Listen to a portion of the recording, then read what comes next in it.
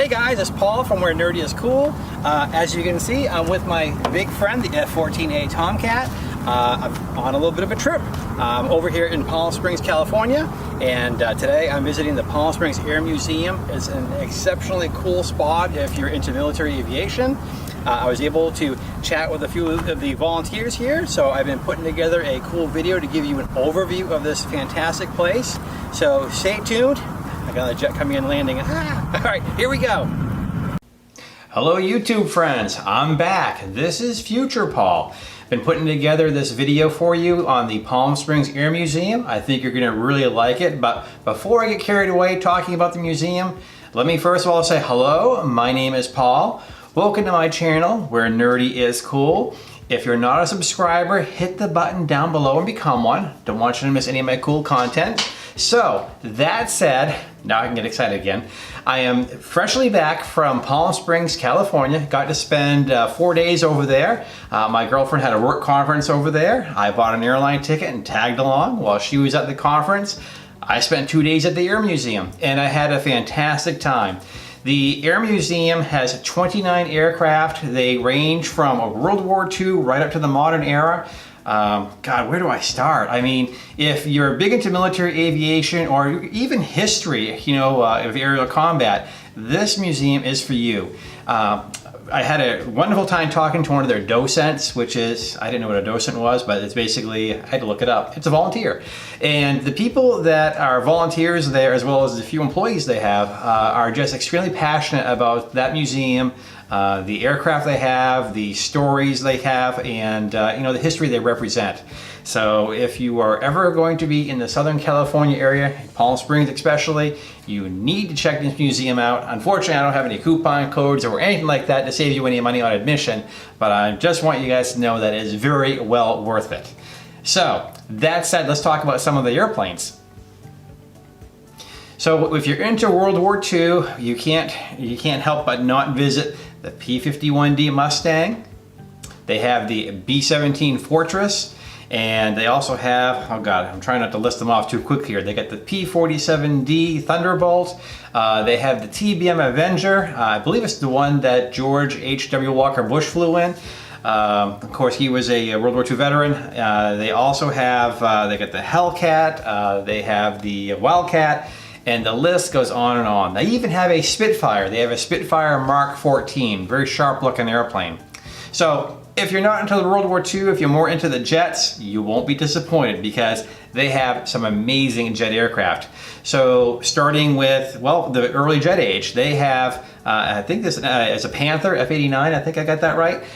They also have the, the F-105 Thunder Chief. So back when we were getting into the Vietnam War, those guys were heavy in use for aerial bombing.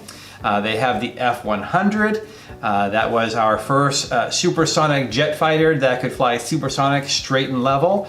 They have the F-86, of course, that was famous from the war in Korea. Oh, going on and on. One of my favorite airplanes of all, because I'm a big reader of Kelly Johnson. He designed the F-104 Starfighter, which they have one of. Kelly Johnson also designed the SR-71. They don't have one of those on site though, so that's okay.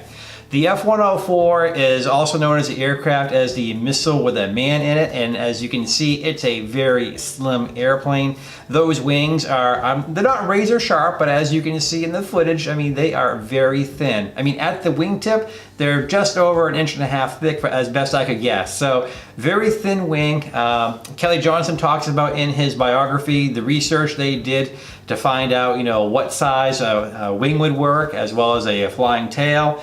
They launched hundreds of 5-inch rockets, testing all kinds of various designs, and these airplanes were some of the fastest coming off the assembly line back in the day.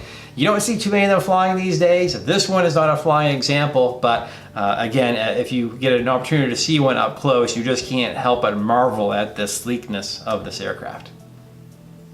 Moving on through the Vietnam era, there's also, I also want to make sure I give credit to the helicopters. Back in the Korean War, they had like the MASH style helicopters. I can't think of the model Bell that was, but they have one of those hanging there. They have 2 Hueys, and they also have an AH-1 Cobra. And so if you're big into the helicopter gunships, You'll be pleased to see those guys. Also from the Vietnam era, there's also a MiG-21 over there, and I'm sure I'm missing out on a few other airplanes because there's just so many of them. Probably one of the stars of the show for me is obviously the F-14A Tomcat. They also have an EA-6B Prowler. They also have an F-4B Phantom. Of course, that also served in Vietnam. But the F-14, if you haven't had an opportunity to see one up close and personal, you just can't believe what a massive airplane this thing is. I mean, the engines are so far spaced apart so they could accommodate the advanced Phoenix missile, the AIM-54. And of course, the sad thing with the history of the Tomcats is that most of them have been destroyed and ground up, with a handful going to museums, and the ones going to the museums have been thoroughly gutted because Iran has several F-14s in their inventory because we sold them to them in the 70s, and we want to make sure that they do not have access to spare parts, so the military has been removing those from those aircraft. So the handful that we do have examples of are definitely worth checking out.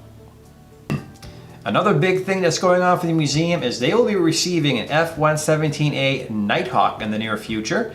A couple of the docents were telling me, and there's also, when you walk into the lobby, there's a display there saying that they'll be receiving one. And they mentioned that it will be coming without, of course, the radar absorbing material on it. The nose and tail will be removed, so their shop will fabricate something that obviously looks just like it, but doesn't contain the technology. So exciting times for that museum as they raise money and accept donations to get that structure built. With the terms of the Air Force, from what I was told, in order to have that aircraft, it has to be sheltered, and they're working on building that structure now. So very cool on them. So I had an opportunity to meet one of the docents/volunteers at the museum. His name is Ryan Hoover, and he's a very enthusiastic gentleman. He was telling me all about the museum, and I said, whoa, hang on. I got to get you on tape for this. And he was more than willing. So Ryan, thank you very much. So what I'm going to do, I'm going to roll that clip with Ryan talking about the museum, and you'll definitely be able to detect his passion and enthusiasm for not only the aircraft, but that facility they have. So here goes. All right, welcome. My name is Ryan Hoover. I am a docent here at the beautiful Palm Springs Air Museum in Palm Springs, California. We are one of the few living history museums in the world. We're considered around top 10 or 15 in the world, mostly because of the airplanes that we have that are flyable. This air museum started in 1996 in Palm Springs, and we started with 14 original airplanes, all of which were flyable, most of which are still in flyable condition, including this wonderful example of a P-51D model behind me, nicknamed Bunny. This airplane is modeled after Lieutenant Colonel Bob Friend, who was one of the Tuskegee Airmen, one of the original class Tuskegee Airmen. This is the exact paint scheme that he flew. He also flew P-47s, but we decided to make our P-51 after his. He was a local guy in the valley. Very nice gentleman, a good friend of the museum, who just unfortunately recently passed away about a year ago. So we miss Bob, but we're keeping his spirit alive with this airplane. This museum currently has 5 airplanes we fly regularly, and we sell rides in 4 out of the 5 of them. We also have one of them being a T-33 trainer jet, which was a Korea War and Vietnam era training jet. It has 2 seats, so we sell ride in that. If you have a cool $5,000, you could probably go for a ride in it. But most people, it's just fun to look at. Here on the wonderful Palm Springs Airport, we are in a perfect place with the mountains behind us, the backdrop, the scenery. Flying these airplanes in and out of this museum is an absolute treat. We cater to everybody who was in World War II all the way to the littlest kids. We just want you to come in, be able to put your hands on these airplanes, want you to smell the fuel, smell the oil, really experience what the men were dealing with that were dealing in these airplanes. The wars were not a lot of fun, but it was a necessary evil, and these were the tools that were used on all sides. We're not telling the story anything from our side, it's pretty much every side of the war. So this is it's a pretty special place, and I really enjoy volunteering here, and I hope I can for much longer. I'm a pilot myself, so my dream is to one day fly a P-51 Mustang or a Corsair, so hopefully one day we can do that. Just behind the camera off to the right, there's also a C-47 that we fly and give rides in. Maybe I'll start flying that first, because that's usually where we jump into. But overall, this is a wonderful museum. Our flyable aircraft, we have our P-51D model, which we have a back seat in, so you can go for a ride in that. Our C-47, which we sell rides in. The T-33 trainer jet, which is our most expensive bird. And then the T-28 trainer, which was a Vietnam-era single-engine trainer, radial engine trainer. The other one we fly is called a P-63 King Cobra. It's not a seller for rides. It's only a single passenger airplane. It actually has the engine in the back. It's a very unique design made by Bell Aircraft. We didn't really like those airplanes during the war, so we gave most of them to the Russians. So that means there's not a lot of them left in the United States that are still flying, or even static examples, and we're lucky enough to have one that does fly.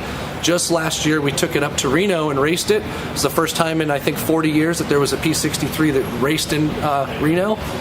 Didn't do that well, but it's still, we were proud to have it there. And it was a showstopper because everybody really enjoyed seeing it. We also raced our P-51 there as well. So, okay, so my background of airplanes, I fly, there's a couple different Citabrias I've flown, a couple different Aranca Champs. The Champ was probably one of my favorites because it didn't have an electrical system in it, no radios, no starter. You had to hand prop it to start it, so that was a lot of fun. I got my tail dragger endorsement in that. I've flown Piper Arrow, which is what I got my complex, and a 182, which is what I got my high performance in. I fly still the 182, a couple 172s, and then I have a good buddy who flies the Cirrus, and I fly a lot with him in the Cirrus. And I have 2 hours of log time in a multi-engine airplane, and it was actually a PBY Catalina, which I had a rare opportunity to go for a ride in one of those. And my dad, being a flight instructor, he got me to sit in the left seat for a little while, and he logged me some time, so I have 2 hours logged in a PBY. So that's pretty much the background of what I've flown. Like I said, my dream is one day to fly a P-51, but I just love flying airplanes. Airplanes are wonderful. They're just fun to fly. They're just terribly expensive. They're terribly expensive. It's the most expensive hobby. We are getting an F-117. They have been recently retired by the Air Force. Basically, we have one that is reserved for the Palm Springs Air Museum. But we are unable to get it until we have room to store it. They don't want to keep them outside, so they're building a Quonset hut down in the south end of the field so we can keep it in storage. And when we get it, basically it's going to be a full example of an F-117 minus the nose and the tail. Those are still classified by the U.S. government, so when we get those, our restoration team, our wonderful magicians, the restoration team, will have to fabricate a nose and a tail to keep it going, just to make it look just like it did when it was flying. So it won't be, it's not going to be a flyer though, that's for sure. That'll be a static display, but that will be really cool looking. So that guy's great, isn't he? So again, I don't have any discount or coupon codes. That's not the reason I made the video. I'm just hugely passionate about aviation, especially military aviation, and the opportunity to visit the museum. I couldn't resist bringing my camera equipment. Big thank you to Anne. I messaged her ahead of time saying, hey, I've got this little YouTube channel. I'm huge into aviation. I'd love to bring my stuff over and come check out the museum. She said, no problem. We'll get you some VIP passes. So thank you very much. So that wraps up another video. I hope you guys have the opportunity, once all this travel ban stuff is gone, to go check out the museum, and be sure to tell the staff, hey, I saw a video about this, and you know, share what you found out about it.